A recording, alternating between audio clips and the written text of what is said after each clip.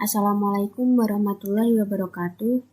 Perkenalkan, saya Trisih Utami selaku Asisten Pengampu Modul 1 Python Dasar pada Praktikum Pemrograman Komputer 2025. Pada video kali ini saya akan menjelaskan sedikit materi tentang Python Dasar yang nantinya di akhir video akan terdapat soal logika pada tugas pendahuluan Modul 1.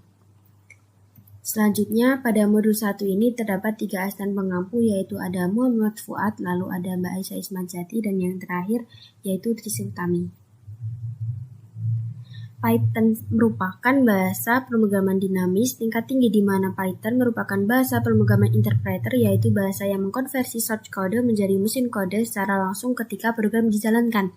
Nah, Python sendiri nantinya akan dibantu dengan text editor, yaitu Visual Studio Code atau VS Code.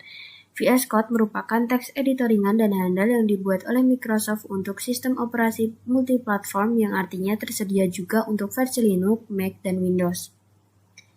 Lalu ada fungsi print. Fungsi print digunakan untuk mencetak atau menampilkan objek ke output layar atau ke file teks.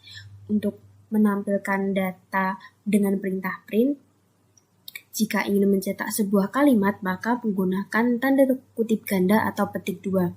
Jika ingin memisah antara dua objek, maka menggunakan tanda koma. Dan yang terakhir, jika ingin mencetak data dengan format yang diinginkan melalui penambahan simbol tertentu pada string, maka menggunakan string formatter. Selanjutnya yaitu kesalahan sintaks dan penamaan. Nah, di sini terdapat 3 standar error yang terjadi saat merunning program. Yang pertama itu ada syntax error. Syntax error sendiri muncul ketika terjadi kesalahan pada penggunaan sintaks Python. Lalu yang kedua ada name error. Name error muncul ketika tidak ditemukannya variabel pada lingkup lokal di suatu function. Dan yang terakhir ada indentation error. Indentation error terjadi ketika ada inkonsistensi dalam penyusunan spasi atau tab yang digunakan untuk menandai blok kode. Selanjutnya ada input data. Input data merupakan proses untuk memasukkan data dari pengguna dalam program. Di sini terdapat 2 jenis data yang digunakan. Yang pertama itu ada data jenis string. Data jenis string sendiri digunakan untuk menginput sebuah kalimat atau teks, sedangkan data jenis numerik digunakan untuk menginput bilangan. Selanjutnya ada tipe data. Tipe data merupakan suatu memori atau media pada komputer yang digunakan untuk menampung informasi atau data sementara. Berikut merupakan tipe data dari bahasa pemrograman Python. Terdapat 7 tipe data. Yang pertama itu ada integer. Nah, tipe numerik yang mewakili seluruh bilangan bulat dan tidak memiliki angka desimal. Nah, pada program ini terdapat contoh tipe data integer, yaitu di line 2, yang dimana menyimpan angka bulat 20 ke dalam variabel umur. Selanjutnya ada tipe data float. Tipe data float sendiri hampir sama dengan tipe data integer. Jika tipe data integer itu menggunakan bilangan bulat, maka tipe data float menggunakan bilangan desimal. Pada program ini, tipe data float terdapat pada line 3 yang dimana menyimpan angka desimal 151,2 ke dalam variabel tinggi. Selanjutnya ada tipe data string. Tipe ini biasanya disebut dengan tipe data teks karena tipe data ini digunakan untuk menyimpan sebuah teks.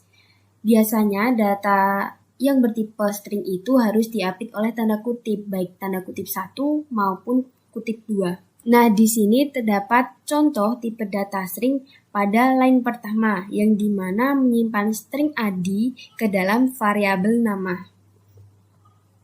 Selanjutnya ada tipe data list. Tipe data list digunakan untuk menyimpan kumpulan nilai atau objek yang dapat diubah dan diakses dengan menggunakan indeks.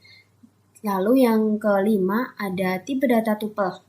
Tipe data tuple merupakan tipe data yang digunakan untuk menyimpan kumpulan nilai atau objek yang tidak dapat diubah setelah tuple dibuat.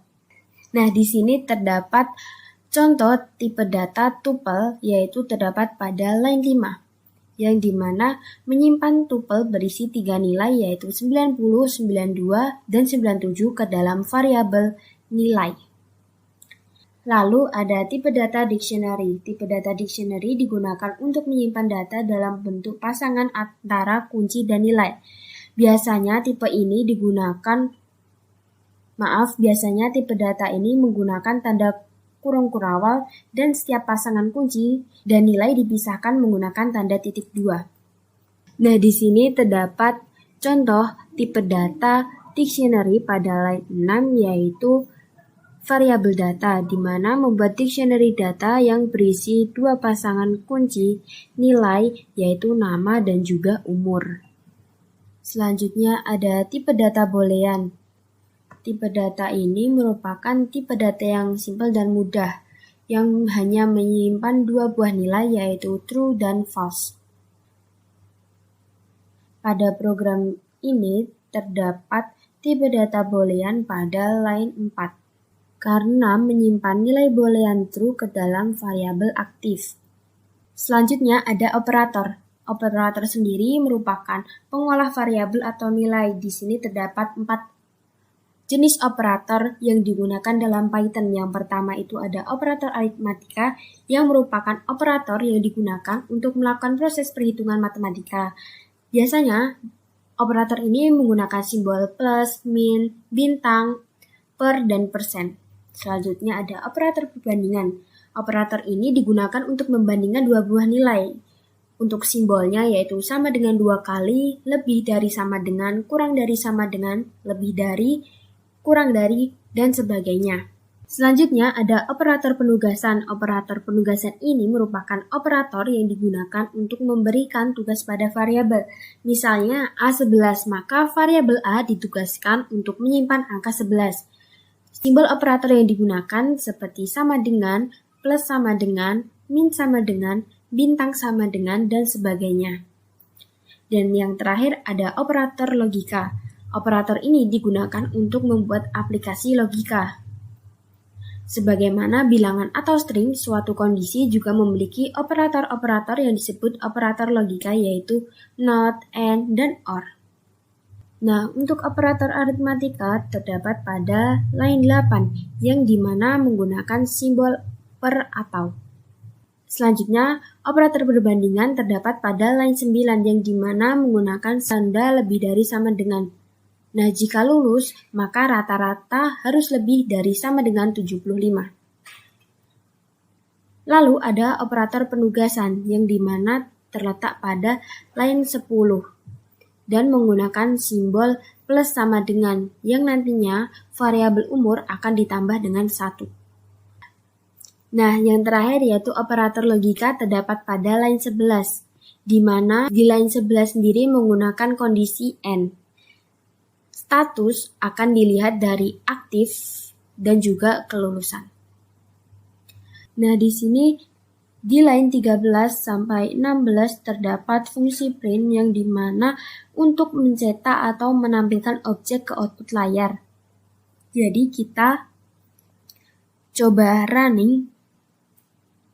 Nah, nantinya akan muncul output dari line 13 yaitu menampilkan ID dan juga umur. Lalu untuk line 14 akan mencetak atau menampilkan teks rata-rata nilai sebesar 93. Nah, rata-rata nilai sendiri itu dihasilkan dari operator aritmatika yang dimana jumlah nilai dibagi dengan ada berapa kumpulan nilai.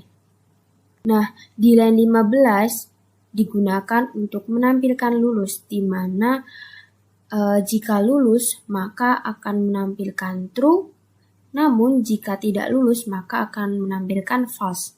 Dan di line 16 digunakan untuk menampilkan status akhir.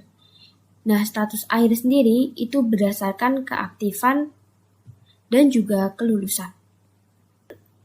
Oke teman-teman, di program ini tidak mengalami error. Namun di sini semisal tanda koma pada line 14 itu dihapus, maka akan terjadi error. Karena fungsi koma sendiri itu digunakan untuk memisahkan kalimat yang bertipe data string dan juga variabelnya. Begitupun dengan line 15 dan 16. Selanjutnya, jika di line 16 ini pada status itu menggunakan huruf besar, maka akan mengalami error karena tidak sesuai dengan pemanggilan variabelnya. Karena di variabel status ini menggunakan huruf kecil semua.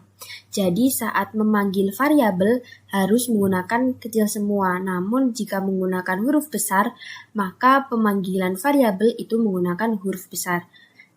Jika di line 13-16 pada fungsi print ini indentasi menjorok, maka akan terjadi error.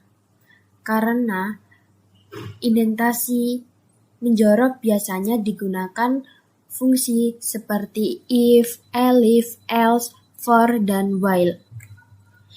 Jadi teman-teman harus memperhatikan besar kecil huruf, lalu simbol-simbol, lalu indentasi. Teman-teman juga harus memperhatikan tanda kurung kurawal, kurung siku, dan kurung biasa ya teman-teman. Mungkin untuk materi cukup itu saja, dilanjut dengan tugas pendahuluan. Oke teman-teman, di tugas pendahuluan ini teman-teman diperintahkan untuk mengetik ulang program yang sudah dibuat asisten pada video ini. Nanti teman-teman bisa pause video ini dan bisa mengisikan pada line 30 dan 34. Di line 30 sendiri itu melakukan perhitungan volume balok, sedangkan di line 34 itu melakukan perhitungan volume tabung. Jadi di NIM ganjil nanti mengisikan perhitungan volume balok, sedangkan NIM genap nanti mengisikan perhitungan volume tabung. Jika sudah selesai melakukan perhitungan volume balok atau volume tabung, teman-teman bisa running, lalu teman-teman bisa screenshot running program yang sudah dibuat teman-teman. Mungkin cukup itu saja review materi dan tugas pendahuluan pada modul 1 ini. Terima kasih. Wassalamualaikum warahmatullahi wabarakatuh.